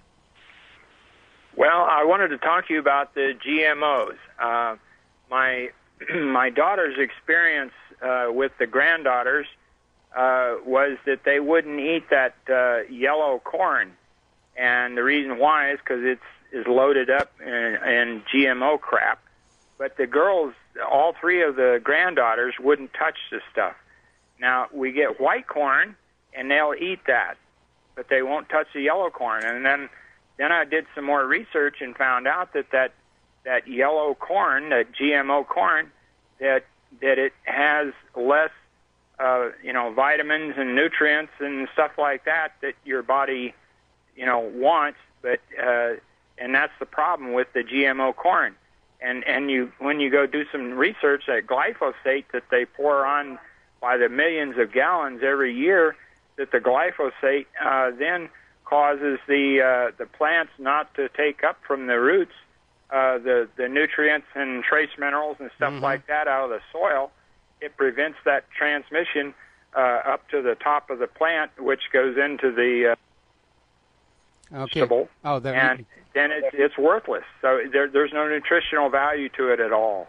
Well, I wouldn't go that far. Okay, there's some nutritional value, but there's also no question that the nutritional value of these altered life forms isn't on a par with the natural varieties. I think a really good example of that is that new GMO salmon that they're trying to get FDA approval on right now. And the salmon will grow twice as large as the natural variety, and that sounds like a really good idea. But apparently analysis of the salmon itself shows that this GMO salmon is really lacking in a lot of the nutritional components of the natural variety. Most of that growth is just fat.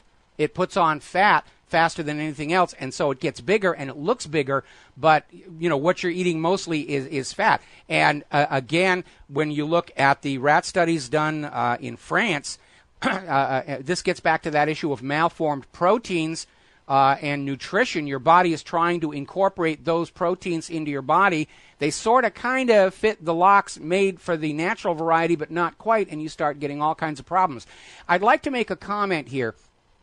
I know parents are always having to deal with fussy children who don't want to eat certain things or want to eat certain things, and you need to recognize that the brainwashing of you will eat what is put in front of you is again part of this whole corporate propaganda. Small children and animals have very good instincts in deciding what they need to eat, when they need to eat it, and avoiding things that just don't seem correct. And we've seen that with animals. In the case of livestock that are being fed the GMO corn, they will resist eating it until they get so hungry that, and it's the only thing in front of them. But the same thing with the rat studies. The rats were kind of shying away from the corn and potatoes until, their own hunger said, I have to eat it even if I'm not really that happy about it. So little kids very often, I'm not surprised that they're responding to the GMO corn this way. There's something in their nose and their brain that's saying this isn't quite right. And people need to really trust their instincts a lot more versus what the TV commercials are telling you. Absolutely. Well, and because in a lot of cases, they eat broccoli, they eat all kinds of vegetables, but the yellow corn they wouldn't touch. And my daughter was upset about it, and then I did some research on it this several years ago. But then it's that GMO crap. So then they went with the standard hybrid corn, the white corn as they call it, and they eat that. And because it has the nutritional value that their bodies seek.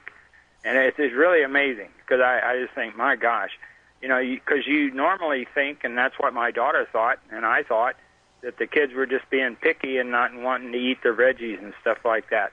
Not true. Not true. Like you said, there's something in their body that says there's nothing in nutritionally that I'm seeking, so I don't want to eat this anymore. Well, I remember when I was a kid and I was living in New England farming country and we were growing our own corn out back.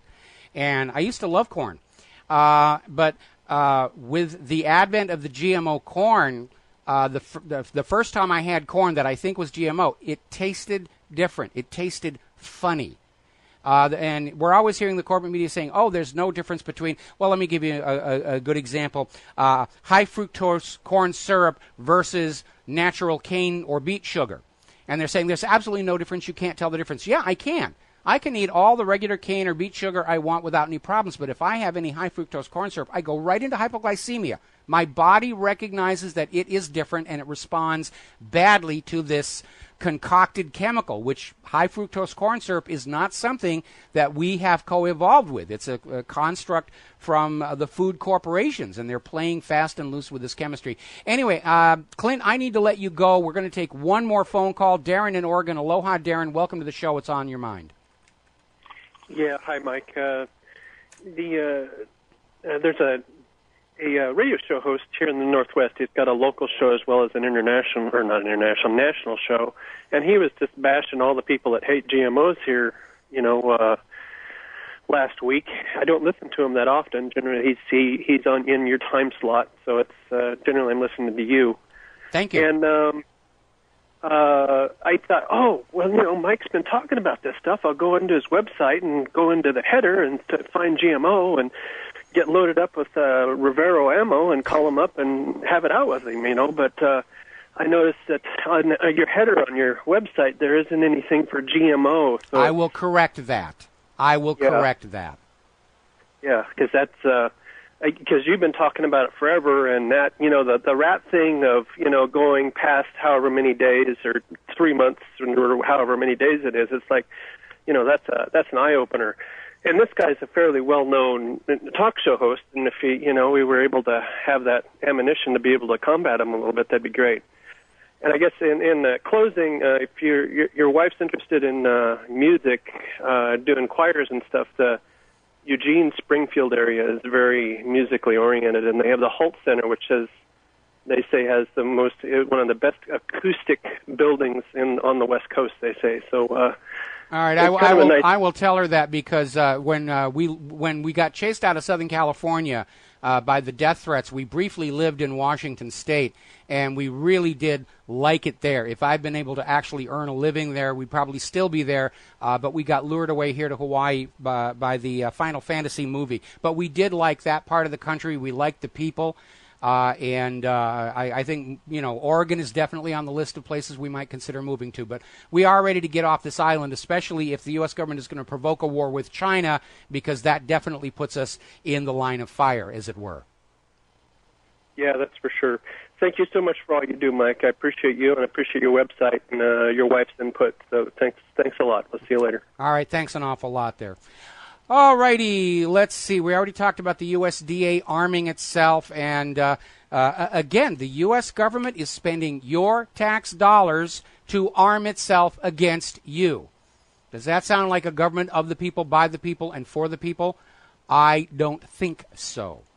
Down in Texas, somebody caught on video illegal dumping of toxic frack waste products. Remember how, it's clean, it's environmental, it's just all pumped on the ground. But apparently a lot of material comes back up from the wells in the process of harvesting the gas and oil. And apparently they just dump it wherever they feel like it. And they got caught on video. More about fracking after these words. Okay, Nevada. I'll get it. Either that or I'll stop doing stories about Nevada anymore. All right, so we're talking about fracking, and we know what an absolute poison cocktail they're using for these fluids. Even setting aside the tendency for fracking to trigger earthquakes, it would make sense, wouldn't it, to use fresh water for fracking so that if it leaks into the water supply, there's no contamination. But instead, they have this huge poison cocktail of chemicals they put down there. And we found out from that former worker from the fracking industry who called into the show that a lot of American corporations are basically paying the fracking companies to take their toxic waste that can't be dumped anywhere else and pump it down into the earth, where it comes back up in your water supply. Now, many states are now mandating fracking companies publishing what is in the fluid they're pumping into the ground. But North Carolina is going the other direction. They have a new bill called the Energy Modernization Act, which, if passed, will punish anybody revealing the composition of the fracking fluids with prison sentences, in addition to civil penalties. So that's what North Carolina is thinking. If you dare go out and tell people the list of chemicals being pumped into the ground under their feet, you will go to jail. Now, the law makes a provision that emergency first responders responding to a fracking disaster can be told what those chemicals are, but only if they sign confidentiality agreements ahead of time. Does that not tell you that there is something being pumped into the ground they are absolutely dedicated you not find out what it is? Okay, now then, over at cnsnews.com, apparently there is a new push by the federal government under what is called the biosurveillance plan to have direct computer access to Americans' private medical records. The government doesn't need our private medical records. The government is not a medical establishment. They are not doctors. They are not nurses. They are not surgeons. They are not pharmacists. They have no business with accessing our private medical records. The only reason for them to do that is to use that information against us. Oh, you can't be hired for this job. You had thus and such way back when you were a kid. You had terminal acne. That disqualifies you for whatever. It's just another part of this total surveillance, we own you, therefore we have a right to know everything about you attitude that is fully on display. Story coming out of the Japanese media. Apparently during the 2011 crisis at Fukushima, 90% of the workers fled the scene. Which, on one level, I can understand. On the other, I'm kind of wondering if those workers understood that these safety systems had been shortcutted or cut back for financial reasons and knew they had to get out of there. Over at the Real News Network, they had a headline, "Is Obama doing enough to fight climate change?" Here, it's a full court press. Full court press. Global warming, climate change, it's all bad, it's all your fault. You will atone by paying carbon taxes. A reminder. Earth's climate is controlled primarily by solar output, which is at a 100-year low. and the shape of the Earth's orbit, which oscillates slowly from circular to more elliptical over roughly 100,000-year cycles. When the orbit is elliptical, the Earth spends more time further away from the sun at the far end of the ellipse, following Kepler's laws of orbital motion. That's when we get the ice ages. As the Earth's orbit becomes more circular, Earth spends more time closer to the sun, and we get the interglacial periods, which is where we are right now. So until the technology exists to control solar output and shift the Earth in its orbit, climate is going to go on changing, and there isn't a thing the global warming cult can do about it, no matter how much money they take from you in carbon taxes. This is just another cash grab by a desperately broke government wanting to impose carbon taxes on a gullible population, except that you're not that gullible. Now, a little bit of history. Shortly after declaring himself a god, the Roman Emperor Caligula decided to have a picnic by the sea. Unfortunately, he set the tents and platforms up at low tide, and as the tide began to come in, Caligula declared war on Poseidon and ordered his soldiers to flog the ocean, to stab it with their swords, to convince Poseidon to pull the sea back and not disturb his picnic. This, of course, did not work. The Persian conqueror Xerxes, when the bridge that he was building across to invade Europe was destroyed by a storm, did the same thing, angered, wanted to punish the gods of weather and the sea, and had his soldiers attack the water. That didn't work.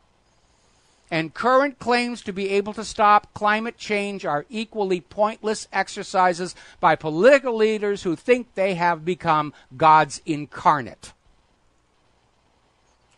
Now, another little story that we got, this one was over at the Daily Mail, saying that Greenland's ice sheet is more dangerous than first thought. The under ice scans are showing more than 100 hidden canyons full of ice that will speed rising sea levels. It's horrible. This is all coming out of NASA, which stands for Never a Straight Answer.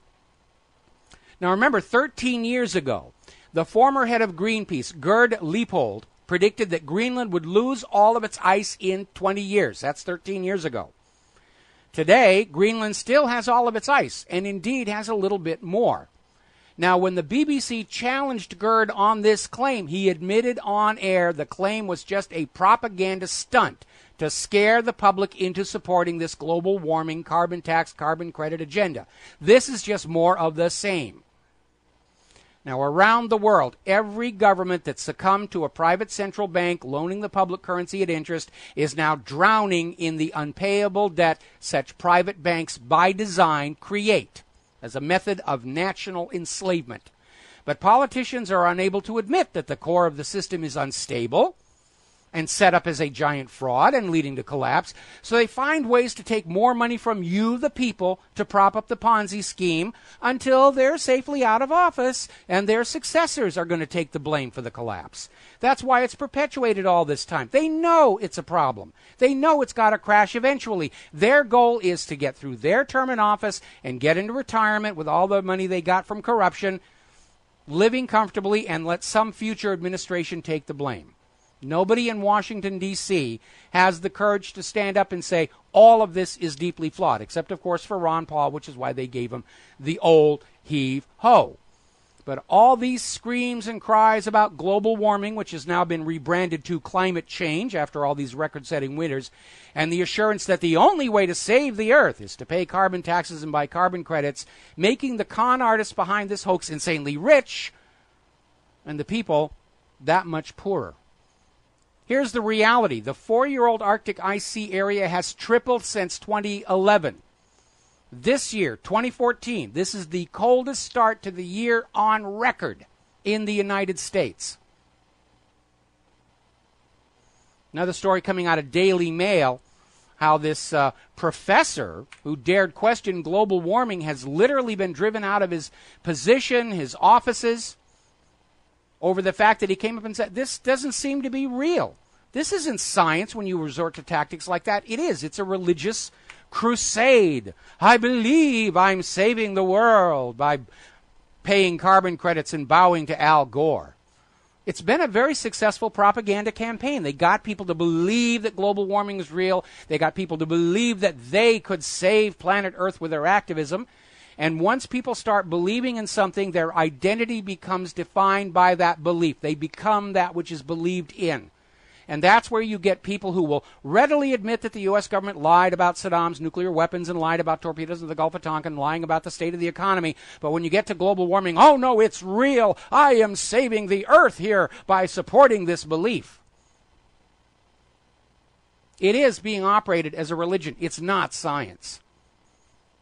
It's not science at all. In fact, it's very reminiscent of that whole religion versus science debate surrounding Galileo, where he was right, and all the religious people were flat out wrong, and all the scientists who sided with the religious people were flat out wrong. And it is a reminder that when somebody gets up and says, I have all these 1,000 scientists that I have generously funded, and they're in agreement with me, well, they're in agreement with the funding, and that's about it. There's the music. It's time to get out of here, get some errands done with the rest of the day. And we'll be back here tomorrow, Wednesday, on the Republic Broadcasting Network. Until then, stay safe, stay informed, stay skeptical. Allow yourself to feel angry over what is going on. Please share what you know with who you know. Please, please, please support Republic Broadcasting. Go to the website, hit that donate button. We need your help to stay on the air. We'll be back tomorrow. Aloha, America.